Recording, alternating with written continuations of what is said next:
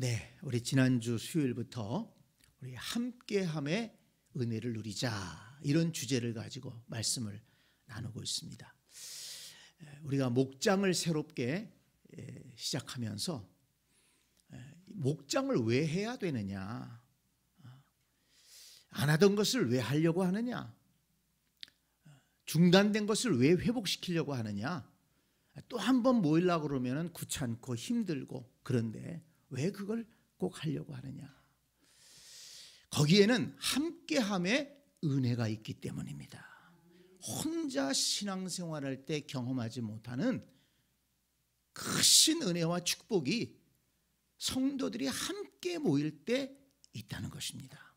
그래서 이것을 성경적으로 제가 얘기하는 것이 아니라 성경에서 우리 그리스도인들의 신앙생활에 대해서 무엇을 말씀하고 있는가, 이것을 우리가 잘 배우면서 우리가 열심히 모여야 되겠구나, 이 목장 모임이 정말 중요하구나 깨닫고 올해 이 목장을 잘 정착시키고 우리 새샘가족 모두 함께함의 은혜를 누릴 수 있게 되기를 간절히 축복합니다. 지난주 수요일에 하나님께서 우리를 부르신 것은 개인적으로 부르신다고 그랬어요. 너는 내 것이라. 내가 너를 지명하여 불렀나니 너는 내 것이라. 개인적으로 부르셨는데 신앙생활을 할 때에는 함께 하도록 그렇게 하나님은 만드셨다는 것입니다. 그래서 우리가 성경적인 근거를 살펴보면서 이 구약의 흐름을 좀 살펴봤습니다. 맨 먼저 삼위일체 하나님은 한 분이신데 성부, 성자, 성령 삼위로 계시다는 거예요. 성부, 성자, 성령 삼위로 계시는데 하나님이십니다. 우리 그리스도인들에게 가르쳐주는 교훈이 있는 것입니다. 우리 각자가 부르심을 받았지만 각자가 하나님을 예배하지만 그러나 한 몸이 되어서 교회 안에서 한 뜻을 이루고 함께 예배하기를, 함께 신앙생활하기를 기뻐하신다는 것입니다. 에덴 동산에 하나님께서 아담을 만드셨는데 다 아름다웠어요. 근데 보기 안 좋은 게 있었다고 그랬죠? 혼자 있는 게 보기 안 좋다고 그랬어요. 그래서 하와를 만들어서 아담과 함께 살게 하셨습니다. 그래서 에덴 동산이 완성이 된 것입니다. 다 아름답게 만드셨는데 혼자 있는 게 보기 좋지 않으셨어요. 불완전했어요. 그래서 하와를 만드셔서 보시기에 좋았더라. 에덴 동산을 완성하셨습니다. 이스라엘 백성들이 이제 그 에덴 동산에서 죄를 짓고 쫓겨난 이 사람들이 계속해서 죄를 짓고 하나님을 떠나고 배반하지 않습니까? 그래서 하나님께서 아브라함을 불러서 하나님의 백성을 삼으십니다. 그래서 아브라함을 부른 다음에 아브라함에게 가장 먼저 축복하는 것이 뭐라고 그랬습니까? 내가 너로 큰 민족을 이루겠다.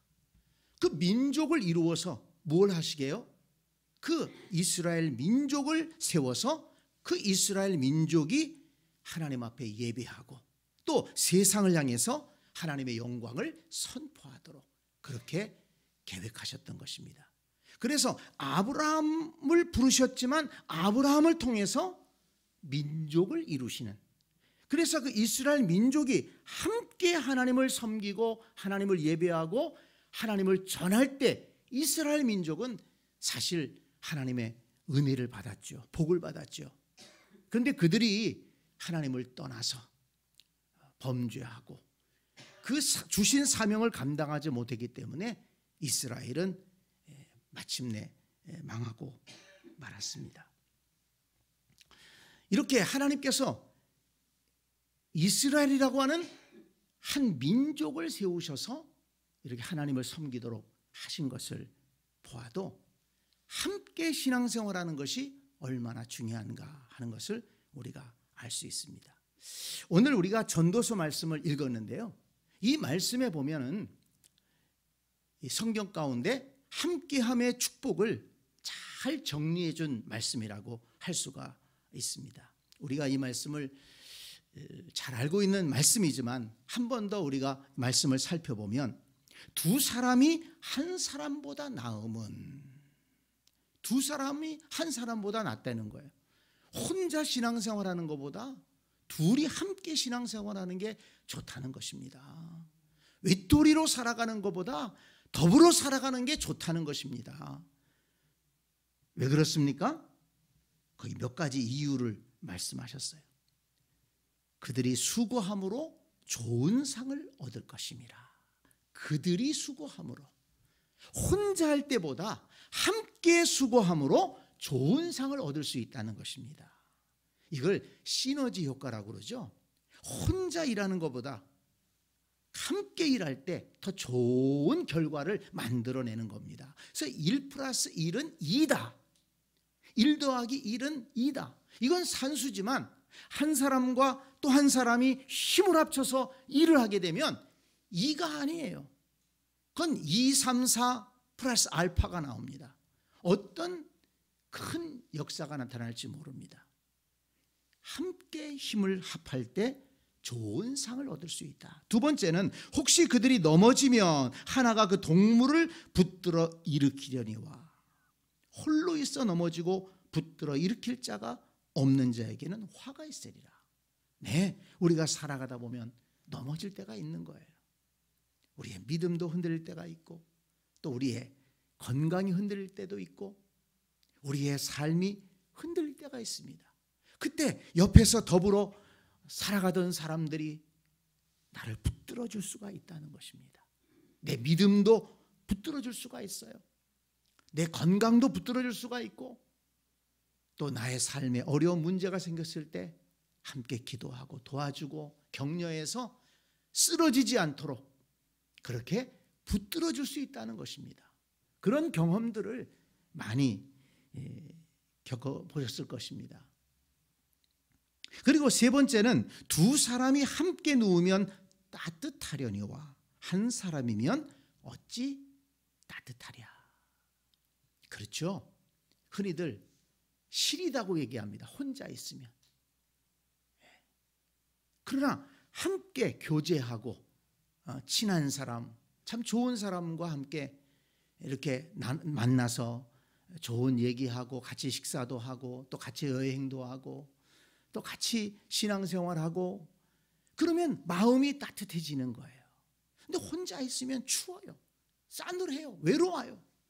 이게 인간의 본성 아닙니까?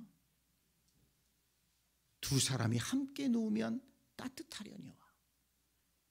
그래서 인간은 외롭게 살아가지 못합니다. 함께함의 은혜가 있어야 됩니다. 그래서 가정을 이루어서 사회적으로 살도록 하셨잖아요. 가정이 가장 기초적인 단계입니다. 아무리 세상에서 성공하고 많은 걸 가진 사람도 가정이 불안정한 사람은 그렇게 행복하지 못한 것을 볼 수가 있습니다. 근데 또 사회에서는 조금 그렇지만 가정이 든든하고 가정이 행복한 사람은 이 삶의 그 질이 굉장히 높은 것을 볼 수가 있습니다. 이 가정이 얼마나 중요한지 모릅니다. 또 신앙생활에서 교회가 있습니다. 그래서 교회를 통해서 함께 신앙생활하도록 하나님께서 우리를 만드셨습니다. 두 사람이 함께 누우면 따뜻하다. 그 다음에 네 번째는 한 사람이면 패하겠거니와 두 사람이면 맞설 수 있나니. 싸워야 될 때가 있다는 거예요. 뭔가를 해결해야 될 때가 있다는 거예요. 그럴 때 두 사람이 함께 힘을 모아서 그렇게 싸우면 이겨낼 수 있다는 것입니다. 그래서 이 전도서 말씀에서 함께함의 축복을 이렇게 네 가지로 잘 정리해서 말씀해 주었습니다. 합력해서 좋은 상을 얻을 수 있고 또 한 사람이 넘어지면 붙들어 일으켜 세울 수가 있고 또 함께하면 마음이 따뜻해지고 삶의 기쁨이 있다는 거예요. 그리고 또 싸워야 될 때는 같이 싸워서 이길 수가 있다는 것입니다. 이 함께함의 축복인데 우리가 함께 신앙생활하면서 이 전도서의 말씀의 은혜를 누리게 될 줄로 믿습니다. 이런 은혜를 누리면서 신앙생활 해야 된다는 것입니다. 자, 그래서 이제 신약으로 넘어와서 예수님께서 이 땅에 오셔서 사역을 시작하시는데 예수님이 맨 처음에 하신 일을 보면 제자들을 부르셨다는 거예요. 아니, 예수님이 뭐가 부족해서 제자들을 부르셨을까요? 하나님의 아들이시고 능력이 많으시고 예수님이 뭐가 부족해서 제자들을 부르셨을까요? 예수님께서 모범을 보여주셨다. 저는 그렇게 생각을 합니다. 자, 마가복음 3장 14절 말씀을 한번 찾아볼까요? 마가복음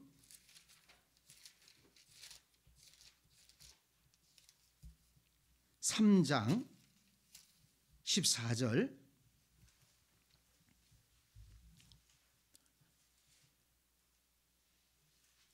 이에 12를 세우셨으니 이는 자기와 함께 있게 하시고 또 보내사 전도도 하며 귀신을 내쫓는 권능도 가지게 하려 하심이로라 그랬습니다. 자, 여기 보면 제자들을 부르셨는데 제자들을 부르신 첫 번째 목적이 무엇입니까? 첫 번째 목적이 뭐예요? 자기와 함께 있게 하시고, 단순히 훈련시켜서 전도하러 내보내려고 부르신 게 아니라는 거예요. 어떤 일을 시키려고 부르신 게 아니라는 것입니다. 첫 번째 이유는 자기와 함께 있게 하시고, 그러니까 예수님도 함께 있는 사람들이 있기를 원했다는 것입니다. 12명과 함께 움직이셨어요. 함께 교제하고 함께 밥 먹고 함께 쉬기도 하고 함께 여행하고, 그러니까 예수님도 함께 하시면서 즐거우셨다는 겁니다. 예수님이 이 12명의 제자를 불러서 특별히 많은 사람들이 예수님을 따랐지만, 그러나 그 중에서 12명 가장 가까운 사람 이렇게 모여서 함께 지내면서 귀한 사역을 감당하셨던 겁니다. 예수님께서 이렇게 혼자 일하지 않으셨잖아요. 함께 일하셨어요. 예수님께서 모범을 보여주신 것이다. 함께함의 축복을 제자들에게 나타내 보여주신 것입니다. 그래서 지난 수요일에도 강조했지만 예수님께서 주신 새 계명이 무엇입니까? 우리가 이 예수님의 새 계명을 자꾸 잊어버려요. 그런데 사실 우리가 신앙생활하면서 정말 잊어버리지 말아야 될 것이 예수님이 주신 새 계명입니다. 왜냐하면 계명이라는 것은 지켜야 되기 때문에 그렇습니다. 그런데 이걸 잊어버리고 안 지킨다고 하면 이건 주님 앞에 사실 죄를 짓는 것이고 주님 앞에 섰을 때 할 말이 없는 거예요. 예수님께서 주신 새 계명이 무엇입니까? 새 계명을 너희에게 주노니 서로 사랑하라. 내가 너희를 사랑한 것 같이 너희도 서로 사랑하라. 너희가 서로 사랑하면 이로써 모든 사람이 너희가 내 제자인 줄 알리라. 요한복음 13장 34절 35절 말씀입니다. 새 계명은 서로 사랑하라. 내가 너희를 사랑한 것처럼 너희도 서로 사랑해라. 너희가 서로 사랑하면 사람들이 그것을 보고 내 제자인 줄 알 것이다. 이렇게 말씀하셨습니다. 이 서로 사랑하라는 건 뭡니까? 함께함에 은혜를 누리라는 것입니다. 그리고 예수님께서 마지막 기도 가운데 대제사장적인 기도라고 하죠. 그 마지막 기도하실 때 예수님께서 빼놓지 않고 기도하신 것이 무엇인가 하면, 내가 비옵는 것은 이 사람들만 위함이 아니요 또 그들의 말로 말미암아 나를 믿는 사람들도 위함이니 아버지여, 아버지께서 내 안에 내가 아버지 안에 있는 것 같이 그들도 다 하나가 되어 우리 안에 있게 하사 세상으로 아버지께서 나를 보내신 것을 믿게 하옵소서. 예수님의 마지막 기도가 뭡니까? 그들도 하나가 돼요. 아버지하고 나하고 하나님 아버지와 예수 그리스도가 하나인 것처럼 그들도 하나가 되게 하여 주옵소서. 이걸 위해 기도했다는 것입니다. 예수님의 뜻이 어디 있는가를 우리가 잘 알 수 있는 거죠. 그리고 예수님께서 십자가에서 죽으시고 부활하시고 승천하시고 나서 교회가 세워집니다. 이제 예수님의 그 구속 과정에서도 제자들이 어떻게 신앙생활을 했는가 하는 것은 또 이제 다음에 살펴보겠습니다만은 이제 교회가 세워집니다. 그런데 여러분, 이 교회가 어떻게 세워지는지를 한번 잘 보시기 바랍니다. 이 신약 성경에서 이 교회가 세워지는 것을 아주 정확하게 이렇게 표현한 말씀이 있는데요. 에베소서 2장을 보겠습니다. 에베소서 2장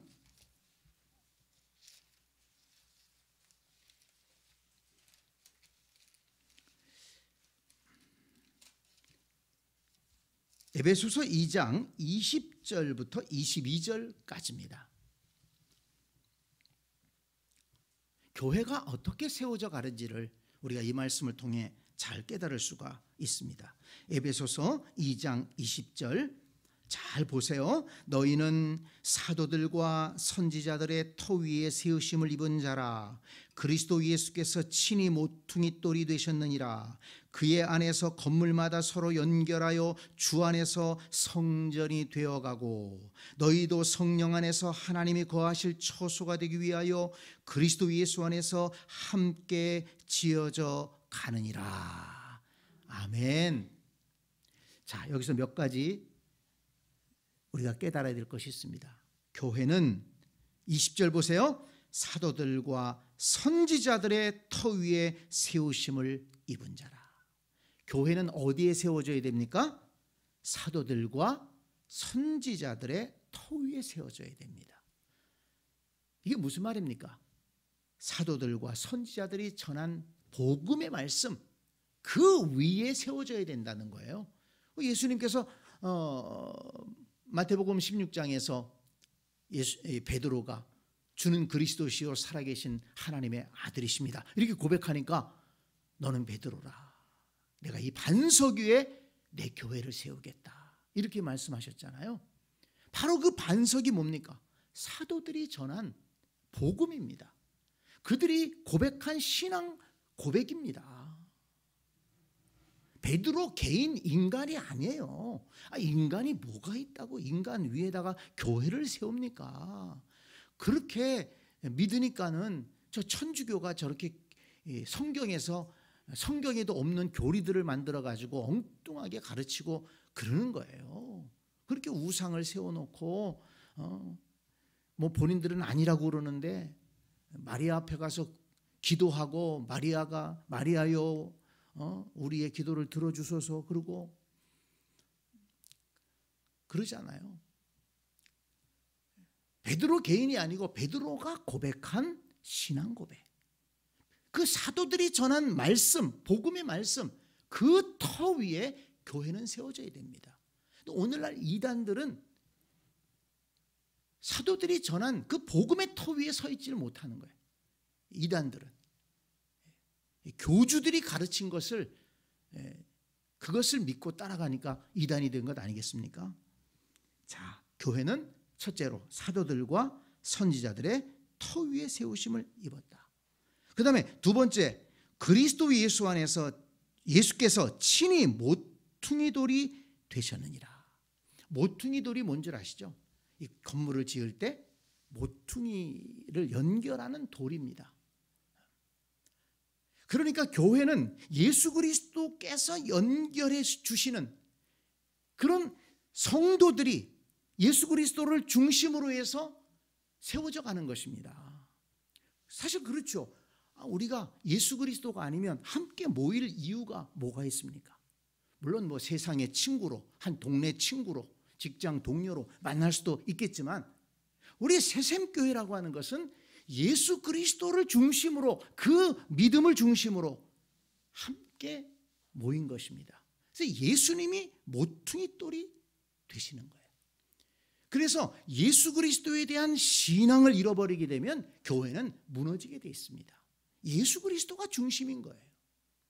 거기에 목사가 중심이 아니고, 건물이 중심이 아니고, 교회의 어떤 인물이 중심이 아니고, 교회는 예수 그리스도가 모퉁이 돌이 되어서 서로를 연결시켜 주셔서 이렇게 모이는 존재이다라는 것을 알 수가 있습니다. 그 다음에 또 하나 21절 보세요. 그의 안에서 건물마다 서로 연결하여 주 안에서 성전이 되어가고. 네, 사도들의 토 위에 예수 그리스도께서 모퉁이 돌이 되어서 성전을 세워가는 것입니다. 서로 연결해서, 연결이 돼야 돼요. 각자 떨어져 있으면 교회가 안 되는 거예요. 연결해야 되는 거예요. 연결한다는 것이 굉장히 중요한 말씀입니다. 예수 그리스도를 중심으로 연결돼야 돼요. 나 예수 믿어. 그런데 서로 성도들 간에 연결이 안 된다. 그러면 교회가 되지를 못하는 것입니다. 그러니까 계속해서 강조하지만은 나 홀로 신앙은 안 된다는 것입니다. 나 혼자 하나님 잘 믿으면 되지. 나 혼자 예배하면 되지. 그래서 우리가 코로나 기간에 어쩔 수 없어서 가정에서 이렇게 온라인으로 예배드리지만, 이 온라인으로 예배드리는 것은 사실 합당하지 않는 것입니다. 예배는 모여서 예배드려야 돼요.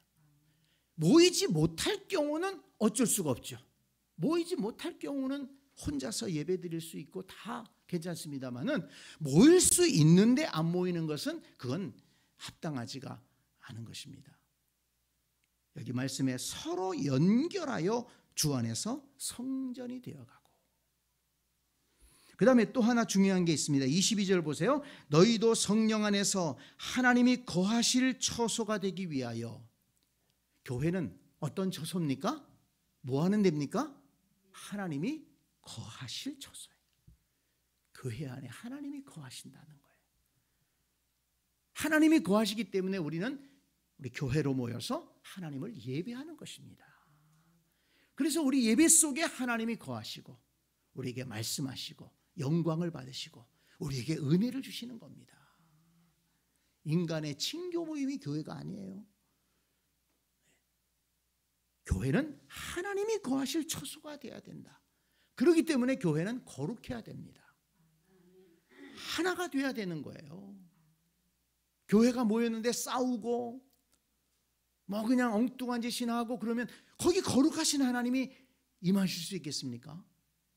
그래서 교회는 순결해야 되고 또 하나가 돼야 되고, 우리 성도들 간에 서로 존중하면서 화목할 때 거룩하신 하나님, 사랑의 하나님이 그곳에 거하시고 우리에게 은혜를 주시는 겁니다.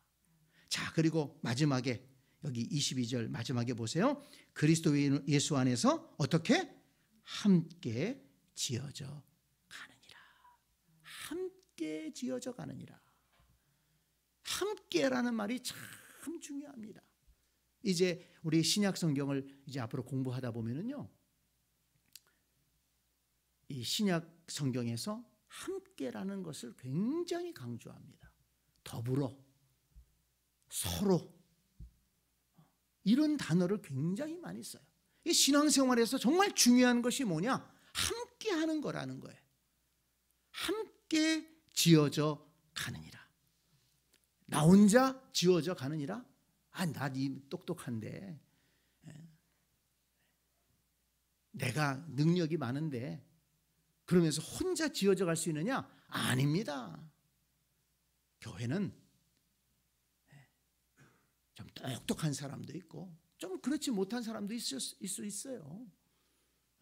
뭐 경제적으로 차이도 있을 수가 있고 또 건강이 차이가 있을 수도 있고 또 뭐 고향도 다르고 사회적 배경이나 직장이나 이런 거 다 다를 수 있지만, 그러나 그런 사람들이 그리스도가 모퉁이 돌이 되어서 서로 연결되어서 함께 지어져 가는 것이 교회라는 것입니다.